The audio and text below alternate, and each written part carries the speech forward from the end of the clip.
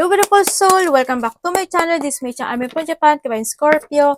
This reading is for you. Tingnan natin na iyong first half ng February 2026. Maraming salamat muna sa aming subscriber, new subscriber, cross-watcher, at sa mga bagong pasok dyan.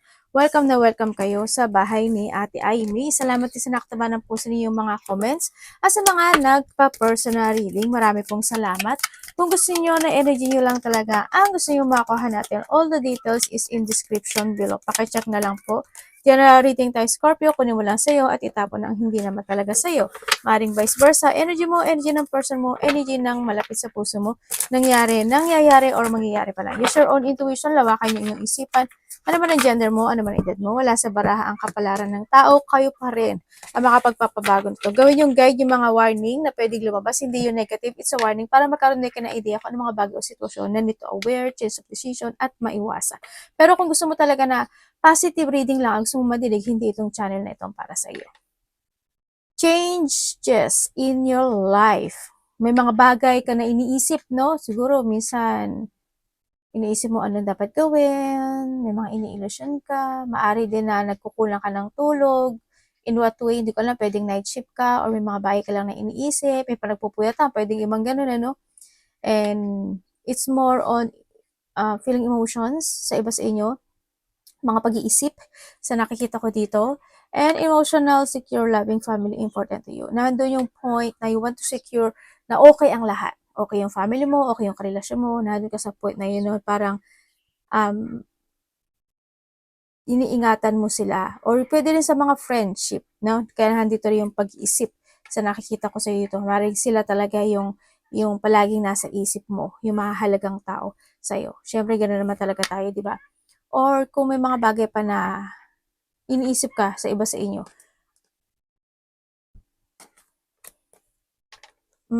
Money is property, okay. May mga pag-uusapan kayo related to pera, mana, territorial, ganyan, bahay, mga ganyang sitwasyon, o may mga winning or windfall coming sa'yo, no? Kung paano niya ibibigay sa'yo, iba-iba kayo iba-iba yon.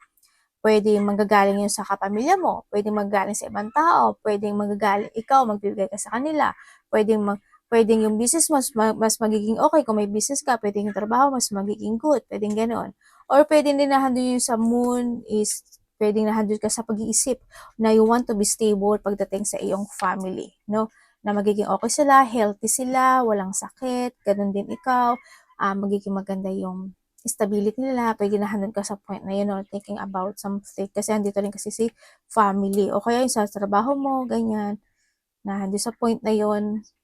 Kung titinan ko si Moon, kundi sa health issue, pwedeng nahandun sa point na may tao na ikaw or malapit sa puso mo na panghabang buhay yung kanyang gamutan or kailangan ng self-care sa iba sa inyo. Kasi andito rin kasi si family, no? And birth or conception or child. Okay, yung iba sa inyo talaga may business or maybe you're thinking, malaki o maliit yan, you're thinking about something business. Pwede rin yung mga family business situation, ano, maaring yun. Mas good, kung may mga family business kayo, kung tapos gusto nyo magtayo, maaring mas good yung ganon kasi alam niyo na rin yung patakaran.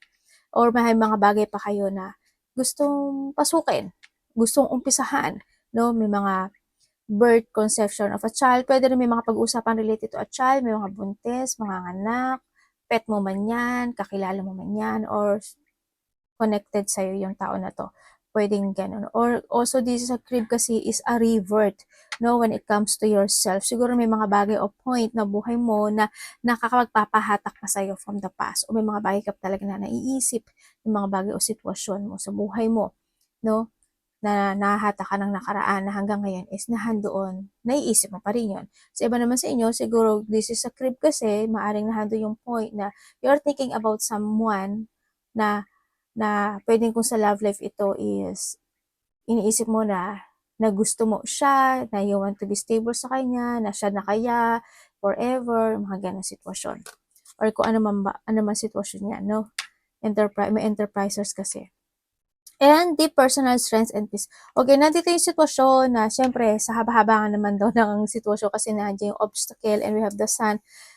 And may mga mga leaf na yan, di ba, leaf? And then, may mga successful situation happen into your life, kumbaga pamumunga ng mga bagay-bagay o sitwasyon, no? Pwedeng na-handle yung point kasi we have the crib din kasi this is a time to start a new beginning in life para magkaroon ng mas magandang ani o mas magandang bunga yung mga bagay na sitwasyon mo na gusto mong tahakin o tinatahak mo this time. No, pagka naman dito is, yun nga, and lakasan mo lang yung loob mo, no? Kailangan talaga is personal strength tsaka peace, and they assure you that if you are more on focusing kahit na nagkakaroon ng mga obstacle or nagkakaroon ng mga limitation in life, you will be success kasi nandito na si Crib Valley and both and unsuccessful plan. Hindi lahat, syempre, kung may mga unsuccessful plan, this is a time na magkaroon ka ng mga bagong crib or bagong strategy in life kung paano mo malalakpasan yung sitwasyon na yun o yung valley, kasi hindi si valley, di ba? And also with that na kasi may mga sitwasyon na still, no, nakabuhol ka pa doon sa sitwasyon na yun. Hindi ko alam what ways ka, sa utang ba yan, sa nakaraan mo ba yan, sa relasyon mo ba yan, kung saang sitwasyon niya, no? Sa nakikita ko dito. Well, kung ano man yung buhol na sitwasyon na yan sa buhay mo, kailangan na rin talaga na mag-umpisa ng simula or magkaroon ka ng resetting or revert to yourself.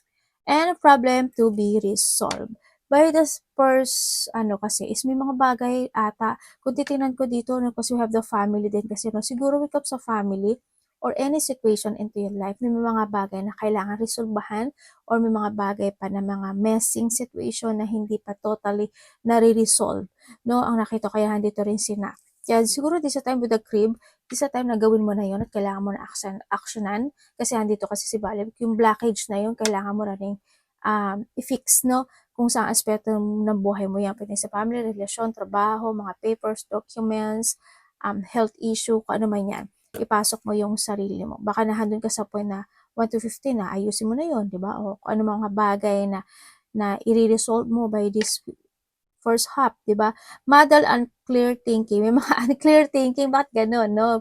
Kung titingnan ko dito, when it comes to relationship, siguro unclear thinking, maaring nahandun ka sa point na kung bago ito, maaaring nandun po na nagdadalawang isip ka or na yung nag-iisipan mo siya kung if this is person is okay or hindi. Kung matagal na kayo, maaaring nagkakaroon ng mga gusot or hindi na pagkakaintindihan minsan, no? Maaaring ganon. Or pwede naman the past situation ito na masyadong naging magulo yung sitwasyon. Become sa model and unclear thinking, may mga sitwasyon na madami kang iniisip this time. Marami kang gustong gawin, marami kang gustong i-move forward, marami kang gustong sabihin, marami kang gustong ayusin. Nandun ka sa point na yun. Sinasabi naman ni Krim na the crib and the valley kasi this is a time to start, no? Kumbaga, don't be hangman. Ang sinasabi nito, yung kinakailangan na rin na itong knak at saka itong inkpot, kailangan mo na talagang resolbahan at actionan this time. Kung sa sarili mo yan, siguro kailangan mo na talagang actionan, di ba? Kung this is a health issue or any situation in life, ipasok mo yung sarili mo para maging both siya, stability, no? Sa buhay mo. Tingnan natin, energy ni Scorpio. Please show me. The sun. Okay. Ang paki-explain yung energy ng sun.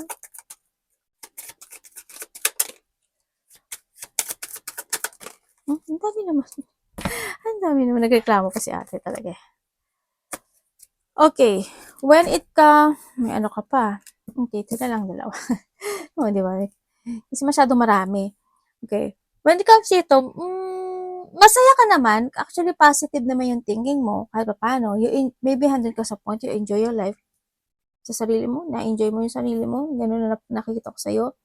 Yun nga lang, may mga point lang, tigulan na may mga point o situation lang talaga minsan na nakakaramdam ka na pagka-boring, and you feeling stuck, may mga ganang sitwasyon, no? And then, may mga sitwasyon siguro na nagtithink ka about negativity, mga ganun. May mga self-doubt din sa mga iba sa inyo. Maaaring dahil dun sa model, sa forest, siguro nga ang dami mo na talaga iniisip sa buhay. May mga tinitimbang ka na isang sitwasyon sa buhay mo. Kung siguro iniisip mo na, ano ba ang makakapagpasaya sa akin? Na siguro nandun ka sa point na yun. Kung baga sa relationship, alin ba talaga ang gusto ko? Sino ba talaga sa kanila ang gusto ko? Pwedeng nandun sa point na yun. O kaya yung mga decision making in life mo na gusto mo mag-success at gusto mo ma-receive, no? Nandun ka sa point na yun. You try to make it balance yung mga sitwasyon mo this time. Parang naghahanap ka rin ng clarity in some aspect of your life. Pwedeng ganun, no? Kaya nagkakaroon ng mga self-doubt or something doubt or may mga ganong sitwasyon na nai-stuck, na nawawala ka when it comes to your decision, pwedeng ganon. Na hindi mo ma-pursue. Pwede rin na doon ka sa point na parang sa iba sa inyo parang siguro pinag-iisipan, pinag-aaralan, sinisiyasat mo muna yung mga bagay. Pwedeng nandun ka sa point na it's more on thinking about something na want to success. Ganyan.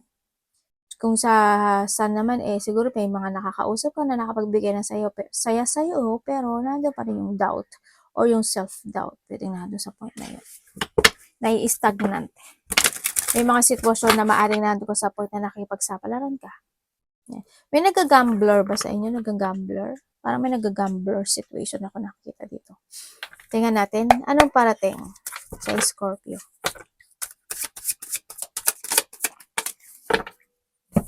The Moon. Meron kang the Moon, the Sun. Ano ba yun? Tingnan natin.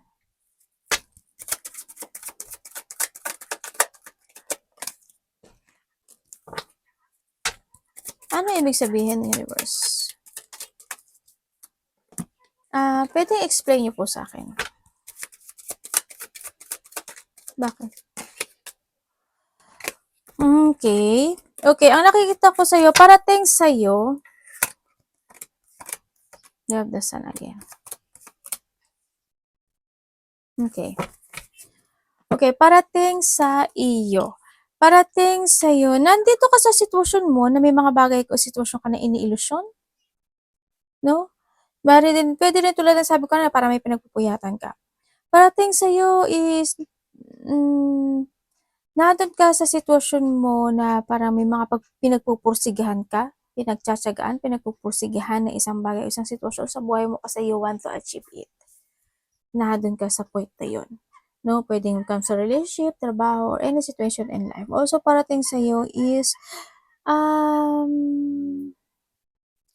maraming opportunity o may mga opportunity ako na nakikita na dumarating sa buhay mo or parating sa buhay mo sa iba sa inyo, no? Kaya lang nandun ka sa point na parang hindi ka maka-choose dun sa sitwasyon na yun. Kung sa aspeto ng buhay mo yan. Ang payo ko lang sa'yo siguro is mag-trust ka lang sa intuition mo. No? Mag-trust ka sa intuition mo to make a decisions right. Huwag ka magpamadali. And be patient. Be patient lang to make a choices. Kasi the more na magmamadali ka, the more na i-push forward mo yung sitwasyon na yun. The more na hindi mo paplanuhin yung bagay o sitwasyon na yun. Hindi siya magiging maganda yung outcome, no? Kaya, you need to think din very carefully dito sa sitwasyon na yun. Ang nakikita ko rin dito is there's a victory and success happen into your life. Pwedeng nado yung point may nakapagbibigay sa'yo ng kasiyahan o may mga kasiyahan ka na mararamdaman with 1 to 15. Ibig sabihin, may mga something happen na masaya or maybe this an achievement sa iba sa inyo. Pwede may ma-achieve ka. Pwedeng doon point may mga enjoyment situation. Pwedeng sa iba sa inyo is material happiness, mga increase, celebration, pwedeng ganun, may mga abundance, pwedeng sa iba naman sa inyo is enlightenment in some aspect of your life, di ba? Or doon yung mga situation na may mga sitwasyon kasi ako nakikita na parang may good news sa ibang aspeto ng buhay mo. Pwede kasi when it comes to good news is may matatapos and then may mag-uumpisa or may marireceive ka na good news na ikasisiya mo talaga. Yun. May mga fulfillment situation in life. May abundance actually parating. Yun ang parating nakikita ko sa'yo. Sa iba naman sa inyo is may makapagbibigay sa'yo ng confidence or makapagbibigay sa'yo ng strength. Pwedeng sa mga bagong tao na makakasalamuhan mo o kaya sa mga gagawin mong simula, mga ginagawa mong sisimulang muli, pwedeng nahadon ka sa point na yon. You will become a center of attention. Hindi ko alam in what way yung mapupunta ka sa point na yon. Marami kasing klase, no? Pwedeng may aatinan ka na maraming tao, may pupuntahan ka na mataong lugar, o kaya is artista ka, social media ka, may mga platform ka, pwedeng ganun, o kaya is kung ano man yan, may mga wedding celebration, pwedeng ganun, mapupunta mo, mga celebration situation, pwedeng nandun ka sa point na yun, no? sa iba sa inyo. May mga biglaang magaganap o mangyayari talaga, no? Na ito is, pwedeng sa iba dito is ikaka-excite mo ito. May hinihintay ka? Oo, kasi may ano, may well-wisher ako na nakikita sa'yo. And then also, meron ka daw, parang may wish come true ka na makakamit. Yun. Alam mo, dito sa sitwasyon mo, may tatama. Sana energy mo 'to 'no, ako. Dito kasi sa nakita ko dito is may mga miracle coming sa buhay mo, parang, wow, himala, parang gano'n. Maraming klase ang miracle. Halimbawa, may tao na ano, na hindi na nagpaparamdam sa'yo pero nagparamdam, aba himala, nagparamdam siya, yung mga gano'n, mga unexpected, mga ganyan 'no. 'Yan, yung iba sa inyo is maaaring magkakaroon ng winning. Hindi siya totally gano'n kalaki pero there's a winning situation. Ako na nakita sa'yo. In what way, hindi ko alam. Pwedeng sa gamble, pwedeng sa mga ginagawa mo, ganyan. Pwedeng kung ano mga aspeto ng buhay mo yan. Merong winning. May mananalo, no? Congratulations sa mga mananalo. Sa nakita ko dito. Yung iba sa inyo, mag-ingat na lang kayo, no? Yung iba sa inyo dito kasi ang nakikita ko dito, nagkakaroon ng chronic fatigue or pwedeng sobrang pagod, ganyan, mga puyat, hindi nakapagtutulog. Magbawi na lang kayo ng tulog, ano, sa nakita ko dito. Nandun yung point na nakakaramdam ng weakness, ganyan. Maaaring may mga nananakit na buto-buto, kalamnan, ganyan. Kung ano man yan nananakit sa inyo. May taong matigas ang ulo, no? Mag-ingat na lang din kayo, no? May mga ano dito sa'yo, ano ba yung cancellation? Hindi ko alam in what way. May mga cancel eh. May maka-cancel maybe? Or may mga delay situation? Pwedeng ganun. May nadi-delay or may madi-delay o i-delay. Ganyan. Pwede rin na may mga out of control o may mga bad timing situation ang nakikita ko sa iba inyo, ha? Kaya nai-stagnate yung energy sa iba na nakikita ko. Kaya nahandito siya sa iba, sanak. Tingnan natin ang dapat iwasan ni Scorpio.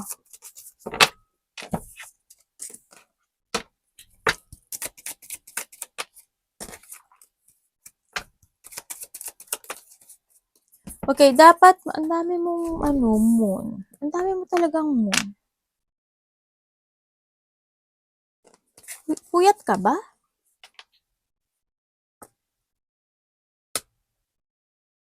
O meron ka lang mga subconsciousness sa sarili mo?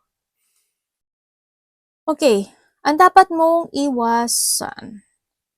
Dapat mo iwasan, syempre hindi ka magtrust sa intuition mo. No, not to listen to your inner voice. Iwasan mo rin, syempre, yung magkaroon ka ng mga moody situation in life. Ganyan, halimbawa, sala sa init, sala sa lamig. Kung sa sarili mo, ganun din. Halimbawa, minsan moody ka, minsan okay ka, minsan galit ka, minsan masaya ka, yung mga ganun. Yung mga ganun sitwasyon, medyo iwasan mo lang din. O kung may mga taong ganun, iwasan mo lang din, di ba?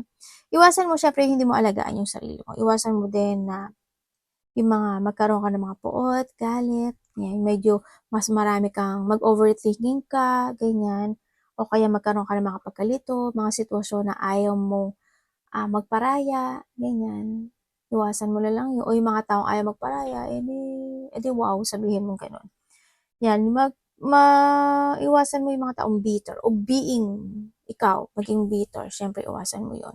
Iwasan mo yung mga tao na, or i-adapt mo to sa sarili mo din yung mga judgmental or don't judge a person o kaya yung sila, ganon, iwas ka na lang.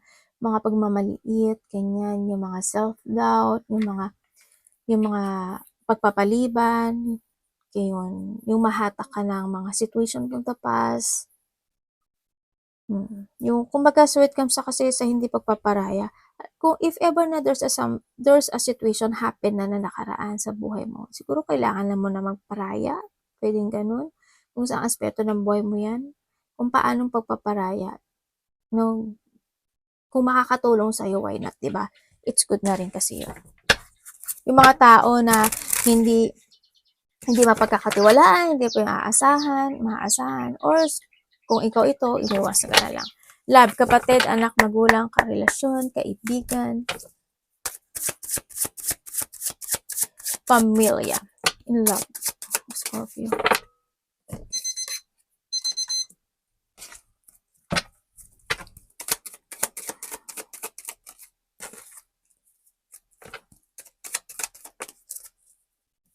Sa iba dito, ano to, single. Sa mga single dyan, ay, may devil ka. OMG. Aba, parang may ano dito ah. Hindi ko mo nabibigay ano ha. Hindi ko mo nabibigay yung relationship. Dito sa sitwasyon mo, is makaka-receive ka daw, may bigla ang magaganap eh. Makaka-receive ka daw ng gift. Or may marireceive ka, pwedeng pera, pwedeng ganun. Manggagaling ito sa taong mahalaga sa'yo. Or pwedeng ikaw ito ang magbibigay sa kanya. Hindi ko alam in what way. Siguro gift, pera, tulong, pagmamahal, pwedeng ganun. Vice versahin natin ha. Yun. Malapit sa'yo to. As in close. Kami, yun na nakikita ko. Or vice versa ha. May nakikita ako na ano, na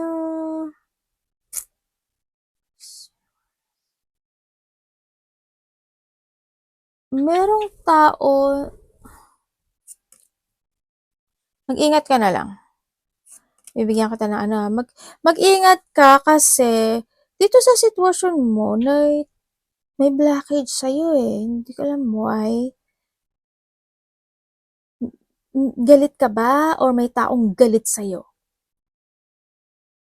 Or kasi sabi dito, kailangan mo daw mag-ingat. Kumbaga, huwag kang pabigla-bigla.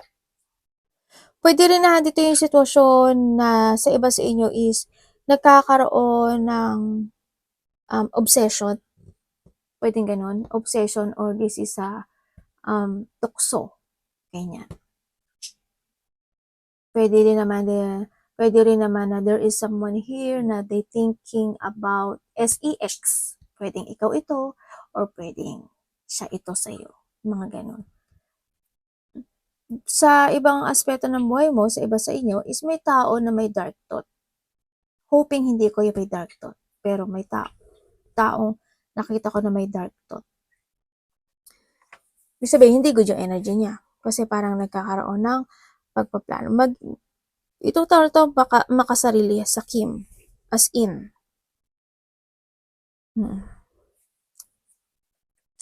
Oo nga. Okay, kung kayo is single, mag-ingat ka na lang sa mga single dyan kasi hindi rin good talaga yung energy na nakikita ko dito, no? Sa nakikita ko dito. Nagkakaroon kasi ng blockage. Pwede itong tao na to is may connected siya sa iba. Or sa iba naman dito is itong tao na ito is handun yung point na mas more siyang focus sa sarili niya than sa or sa meron siya ngayon than na mag-focus siya sa iyo. Pwedeng na doon sa point na or maybe this is you. No? Or sa iba naman sa inyo, itong tao na to merong pagnanasa. May pagnanasang sitwasyon ako nakikita dito. No? But you need to be aware. Basta huwag ka magmamadali. Diba? Kung kayo naman is nagkahiwalay nitong tao na to. O maaaring biglaan kayo nagkahiwalay, no? Biglaan lang din naganap o nangyari. Pero dahil sa biglaang naganap o nangyari na paghihiwalay na to, na-stuck yung isa. Yun ang nakikita ko dito. Kumbaga, they still holding this connection or this relationship. Yun ang nakikita ko dito. Kasi naging mahalaga sa kanya. Hindi niya pa rin mabitaw-bitawan or maybe this is you.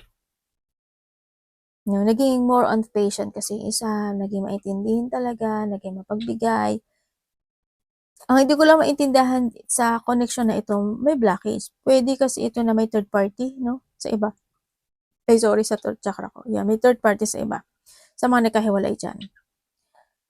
And then, kung kayo naman is in connection, nahato naman na you value each other connection ano sa nakikita ko dito. Yun nga lang siguro minsan may mga biglaang kaganapan na hindi niyo matanggap. Pagdating when it comes to a relationship, pwedeng nahandoon yung point na nagiging magalitin yung isa o kaya naman yung isa may pagka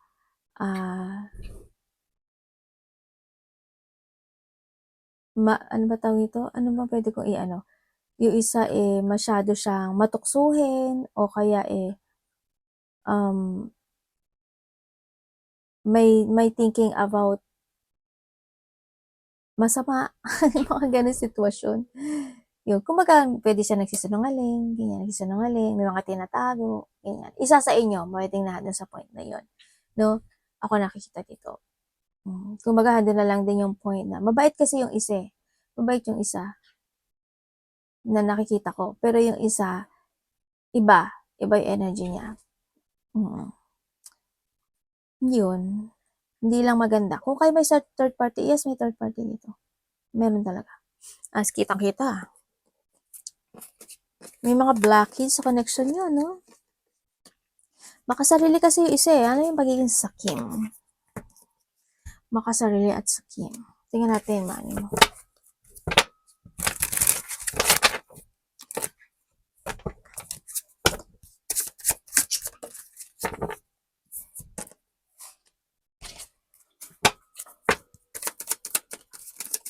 Mani po niya.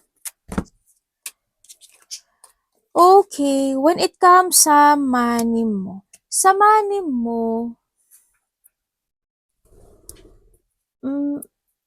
medyo siguro nagkakaroon lang ng konting pressure. Siguro hindi gano'n na nagiging good yung money mo this time sa nakikita ko sa'yo dito, kasi medyo weak kasi yung energy. Pero hindi ko naman sinasabi na nawawalan ka ng pera. Kasi you try to make it balance, yung parang pinagkakasya mo siya. Yung kung may ano yung meron ka ngayon, nandun ka sa point na yun, 'no? Yun. At yung magsa-success pa ako. Ang sabi kasi dito, as long as hindi ka magse-self-doubt sa sarili mo, as long as magfo-focus ka at mas more kang mag-a-action, syempre handun yung lakas ng loob mo to take it action. As long as handun yung katatagan mo. At syempre mag-a-action ka kailangan, 'no? Kung may mga bagay o sitwasyon na kailangan mo ng desisyonan, mag-action, gawin mo. Mas magiging maganda siya ang sinasabi dito. Yun na nakikita ko dito. Pero, ang nakikita ko rin dito sa sitwasyon mo,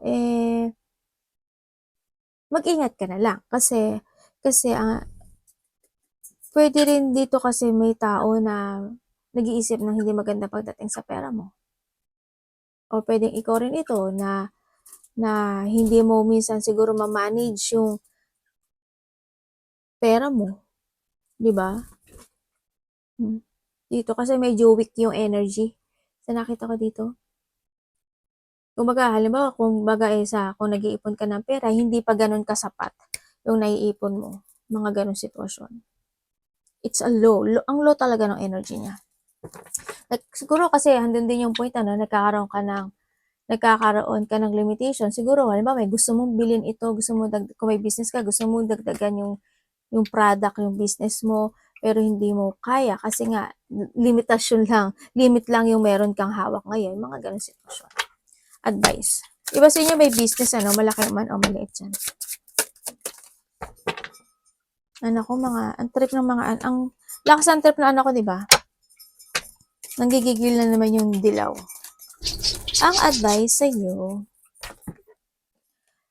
Okay, when it comes sa advice is, huwag mo kakalimutan na alagaan yung sarili mo. No, ang sinasabi dito. Pahalagan, mahalin, alagaan mo yung sarili mo. Kung hanggat maaari, ang sinasabi din dito is try to work it out when it comes to your physical, halimbawa, mga iniinom mo, kinakain mo, kung sakasakali na gusto nyo lang naman, na mas damihan mo pa mas kumain ng mga vegetable than to meat, ang sinasabi rin. Yan, basta this is a time to rebirth. Kailangan mo rin magkaroon ng renewal in some aspect of your life, pwede sa sarili mo. And then, syempre, wag na yung bahala na situation. No, wag ganun. Pag-isipan mo rin maigi. And then, kumbaga, wag kang magkakaroon ng mga creative block.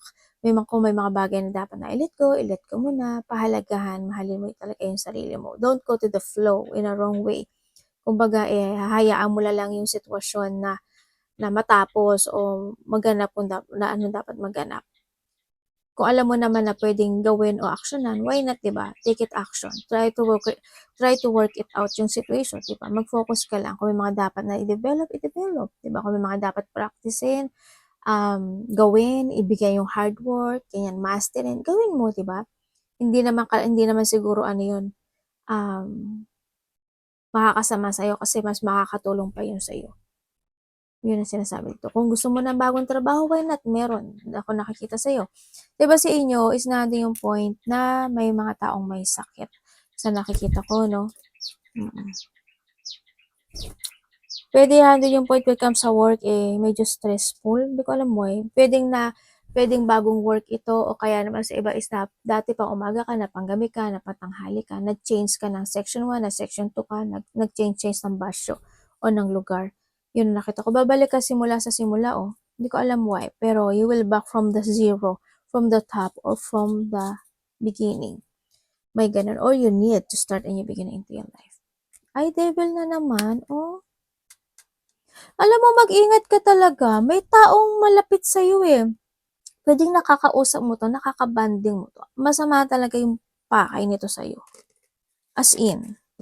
Pero it's up to you, it's up to you kung kayo naman is may mga bad habit, 'di ba, na na hindi maganda yung mga iniinom niyo o kaya kinakain mo, ingatan niyo na lang yung sarili niyo. Kung ano mang bad habit na meron kayo na hindi makakatulong, i-let go niyo 'no. Puwedeng may tao dun na ano rin, na palainom ng alak, ganyan, pa pala pala-party or palalabas, ganyan. Depende 'no, kung sino man sa buhay niyo 'yan. Sana hindi ikaw. Arigatou namaste, God bless.